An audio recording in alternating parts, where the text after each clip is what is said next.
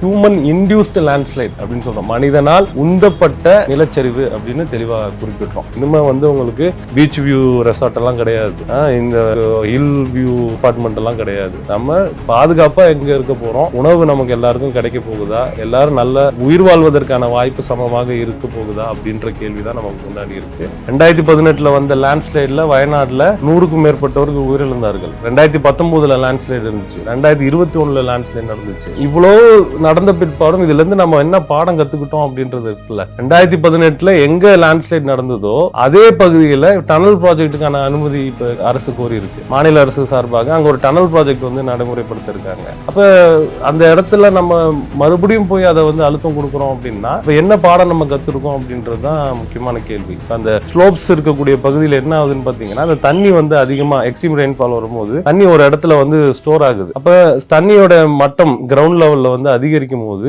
ஸ்லோப்ஸ்ல ஒரு பிரஷர் உண்டாகும் போது மேல இருக்கக்கூடிய மணலும் அங்க இருக்கக்கூடிய அந்த பாறைகளும் சரிஞ்சு விழுந்துடும். கேரளாவுடைய மழைப்பொழிவு அப்படின்றது ஒரு வருஷத்துக்கு 3000 மில்லிமீட்டர்.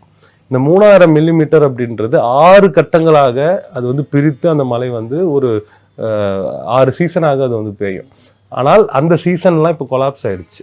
அதுதான் ட்ரெண்ட்ஸ் இன் கிளைமேட் ட்ரெண்ட்ஸ் இன் வயநாடு அப்படின்ற அறிக்கையில குறிப்பிட்டிருக்காங்க. கேரளால நடக்கக்கூடிய லேண்ட்ஸ்லைட்ஸோட எண்ணிக்கையை மட்டும் எடுத்து பாருங்க.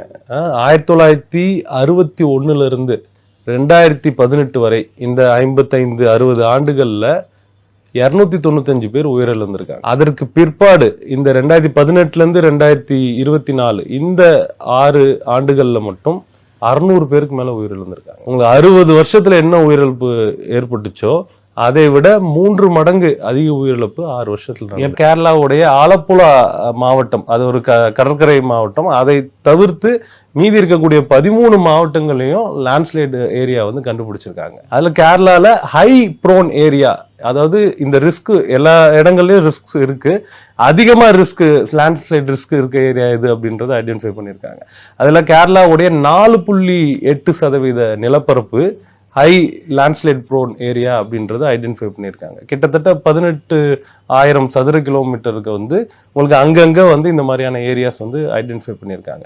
அந்த பகுதியில் இருக்கக்கூடிய கட்டடங்கள்ல அங்க இருக்கக்கூடிய வணிக வளாகங்கள்லாம் வேற இடத்துக்கு நம்ம மாற்றி அமைக்கணும். இப்போ வெஸ்டர்ன் காட்ஸ் எக்ஸ்ட்ரீம் ரெயின்ஃபாலுக்கு அது தாங்க முடியாத ஒரு சூழல் இருக்கு. உங்களுக்கு 20 சென்டிமீட்டர் 30 சென்டிமீட்டர் ரெயின்ஃபால் 24 மணி நேரத்தை பதிவாகுதுன்னா அந்த அழுத்தத்தை அந்த மலைகளால் தாங்க முடியல.